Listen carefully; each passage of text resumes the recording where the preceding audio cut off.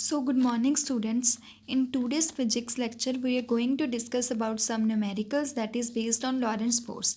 तो Lawrence force क्या होती है? ये एक तरफ की मैग्नेटिक फोर्स होती है, एक तरह की मैग्नेटिक फोर्स होती है और इसका फॉर्मूला क्या होता है? F M is equal to Q V cross B. और अगर क्रॉस प्रोडक्ट हो तो क्या आता है हमारे पास? Sine theta. अगर डॉट प्रोडक्ट हो तो कॉस थीटा आता है, अगर क्रॉस प्रोडक्ट हो तो साइन थीटा। इसलिए मैं इसको ऐसे भी लिख सकती हूँ, Q V B sine theta. Q आपके पास चार्ज है, वी है वेलोसिटी एंड बी है मैग्नेटिक फील्ड। अब न्यूमेरिकल क्या है? A magnetic field is exerting no force, मतलब फोर्स क्या है आपकी? जीरो। फोर्स कोई एक्सर्ट नहीं हो रही on charge. Find the velocity of charge, मतलब चार्ज होगा कोई बट चार्ज पे कोई फोर्स नहीं लग रही और आपको क्या फाइंड करनी है? वेलोसिटी फाइंड करनी है। अब चार्ज की वैल्यू होगी कोई, मतलब चार्ज की वैल्यू नॉन जीरो, मतलब चार्ज की वैल्यू कुछ भी हो सकती है और मैग्नेटिक फील्ड भी लग रही है, उसकी वैल्यू भी नॉन जीरो है, बट आपकी फोर्स की वैल्यू क्या दी हुई है? जीरो। तो आप इन दोनों की वैल्यू क्या ले लोगे? नॉन जीरो, क्योंकि इसकी वैल्यू हमें पता भी नहीं है लेकिन कुछ ना कुछ वैल्यू है इसकी। सिर्फ आपको फोर्स की वैल्यू कितनी दी हुई है? जीरो, क्योंकि कहा है कि नो फोर्स। तो एफ इजिकल टू जीरो। अब आप फॉर्मूला अप्लाई करोगे, F is equal to Q V cross B. तो एफ जीरो है is equal to Q V cross B. तो अब ये क्यू यहाँ पर मल्टीप्लाई हो रहा है, यहाँ पर आकर डिवाइड हो जाएगा। V cross B is equal to zero आ गया। आपको फाइंड क्या करना था? वेलोसिटी। तो वेलोसिटी की वैल्यू कितनी आ जाएगी? जीरो। तो इसका मतलब है कि वो चार्ज मूव ही नहीं कर रहा है, मतलब वेलोसिटी जीरो है तो वो चार्ज मूव ही नहीं कर रहा है। तो अगर चार्ज मूव नहीं कर रहा है इसका मतलब क्या है? चार्ज स्टेशनरी है। स्टेशनरी मतलब चार्ज रेस्ट पे है। नेक्स्ट न्यूमेरिकल क्या है? Find the force acting on an electron moving with velocity 10⁻⁷ metre per second in a magnetic field. ये मैंने दोबारा यहाँ पर स्टेटमेंट लिखी है इसकी कि आपकी वेलोसिटी कितनी है? 10⁻⁷ metre per second in a magnetic field of 10⁻⁻4 Tesla. आपकी मैग्नेटिक फील्ड की यूनिट होती है टेस्ला। जैसे वेलोसिटी की यूनिट है मीटर पर सेकेंड, वैसे मैग्नेटिक फील्ड की यूनिट क्या है? टेस्ला। तो आपको वेलोसिटी दी हुई है 10⁻⁷ मीटर पर सेकेंड और मैग्नेटिक फील्ड क्या दी हुई है? 10⁻⁻4 टेस्ला। और अगर आपको इलेक्ट्रॉन दिया हो, उसका चार्ज होता है जो, वो हमेशा उसकी वैल्यू इतनी ही रहेगी। मतलब अगर आपको इलेक्ट्रॉन दिया हो और उसकी चार्ज की वैल्यू ना दी हो तो आप इतनी वैल्यू ले सकते हो, 1.6 इंटू 10⁻⁻19 कूलम। ये कांस्टेंट होती है और इतनी ही रहती है हमेशा। और क्या कहा है कि वेलोसिटी एंड मैग्नेटिक फील्ड क्या है? परपेंडिकुलर। मतलब परपेंडिकुलर मतलब एंगल कितना होगा? 90 डिग्री। अगर परपेंडिकुलर दिया हो तो उसका मतलब होता है एंगल होता है 90 डिग्री। तो क्या आ गया मेरे पास? एफ एम की वैल्यू मतलब मैग्नेटिक फोर्स, लॉरेंस फोर्स कितनी होती है? Q V cross B, Q V B sine theta. Q की वैल्यू कितनी है? 1.6 इंटू 10⁻⁻19 कूलम। तो क्यू की जगह पर मैंने ये पुट कर दिया। वी की वैल्यू क्या है? 10⁻⁷ मीटर पर सेकेंड, वो पुट कर दिया। बी की वैल्यू है मेरे पास 10⁻⁻4 टेस्ला, वो पुट कर दिया। और साइन थीटा की वैल्यू क्या है? 90, तो वो आ जाएगी। अब वैसे ही लिख लिया मैंने सभी को। और साइन 90 की वैल्यू होती है 1, तो मैंने वैल्यू पुट कर दी। अब क्या होता है, अगर आपके पास बेस सेम हो, बेस मतलब यहाँ पर भी 10 है, यहाँ पर भी 10 है और यहाँ पर भी 10 है, लेकिन इनकी पावर्स क्या है? डिफरेंट, तो पावर्स ऐड हो जाती है। तो 10 की सभी पावर्स है जो वो ऐड हो जाएंगी। तो कितना आ गया? 1.6 इंटू 10⁻⁻16 और फोर्स की यूनिट क्या होती है? न्यूटन। तो ये आपका आंसर आ गया।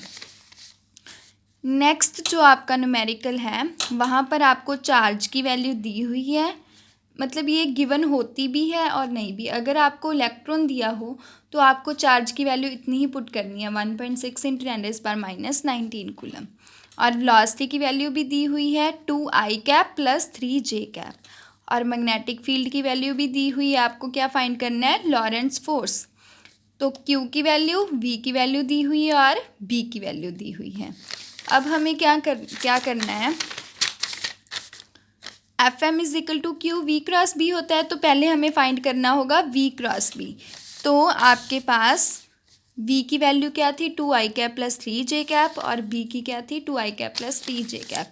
तो आप क्रॉस प्रोडक्ट मतलब by using determinant method use करके आप करोगे, ये आपने लास्ट सेम में किया था। तो आई कैप जे कैप के कैप लिख दिया और v की वैल्यू क्या है 2i कैप है, तो i के नीचे क्या आ जाएगा 2 प्लस 3j कैप था तो j के नीचे क्या आ जाएगा 3, के कैप है ही नहीं था तो k की वैल्यू 0।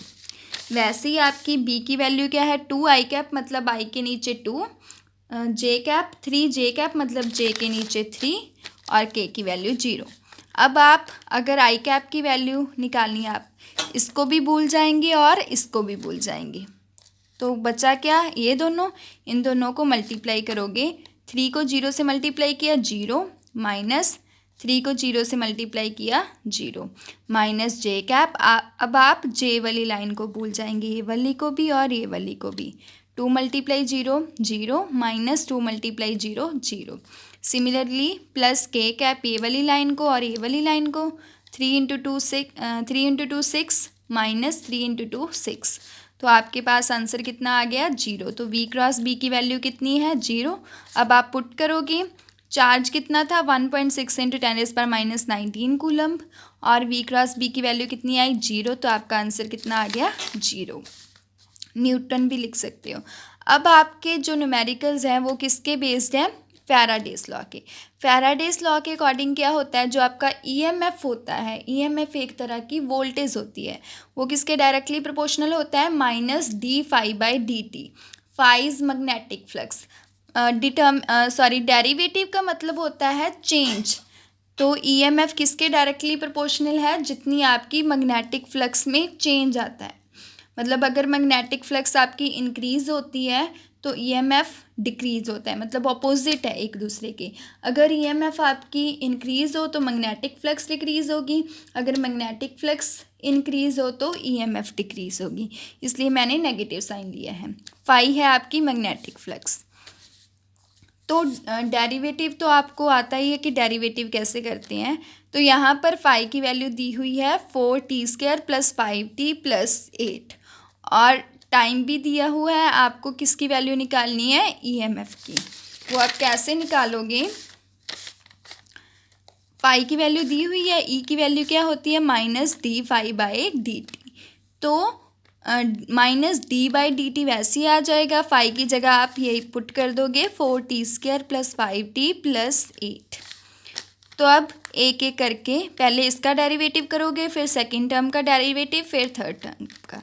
अब माइनस साइन था तो सभी के आगे माइनस साइन तो आई गई।